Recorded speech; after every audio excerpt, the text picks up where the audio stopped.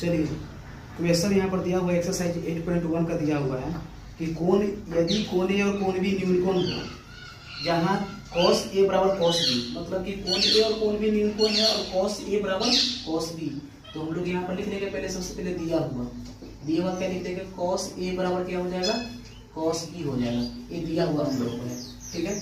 तो हमको सिद्ध क्या करना है या दिखाना क्या है, यानी लिख सकते हो कि सिद्ध करना क्या है, कोण ए बराबर कोण बी, ये हमको सिद्ध करना है, ठीक है। अच्छा, कोण ए और कोण बी कौन चीज है, न्यूनकोण है। न्यूनकोण का मतलब क्या होता है कि अगर समकोण त्रिभुज में न्यूनकोण अगर होता है तो न्यूनकोणों का योगफल होता है 90 डिग्री। याद कीजिए, देखिए 90 डिग्री को छोड़ के ये 90 डिग्री है और ये है बी है, ठीक ना। तो ये जो कोण है, ये कोण जो है ना, दोनों क्या हो जाता है, न्यूनकोण हो जाता है। ये बताइए, ए और बी यही न्यूनकोण होता है, और इसी तो हो गया समकोण, क्योंकि 90 डिग्री है इसलिए समकोण हो जाता है, ठीक है।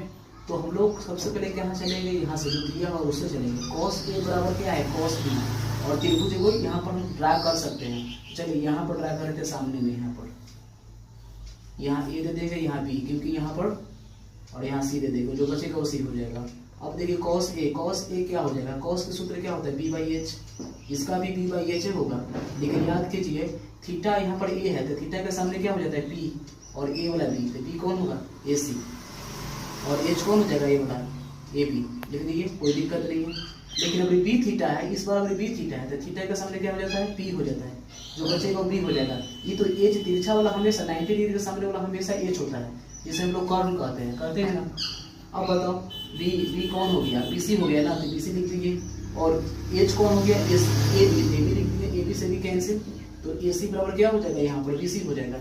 और जब ए सी बराबर बी सी, फिर से समझिए, ए सी और बी सी बराबर, मतलब ये वाला भुजा बराबर किसके साथ, बीसी के साथ, ये दोनों भुजा अगर बराबर रहेगा, ठीक है, तब बराबर भुजा के सामने क्या होता है, बराबर कोण। जैसे याद करो, बराबर भुजा के सामने क्या होता है, बराबर कोण। मतलब इस भुजा और ये दोनों भुजा अगर मान बराबर अगर लंबाई के, ये 9th क्लास से पढ़ना था, ठीक है ना। इसके सामने बनेगा ये वाला कोण, इस भुजा के सामने बनेगा ये वाला कोण, ये दोनों को आपस में बराबर होंगे, ठीक है।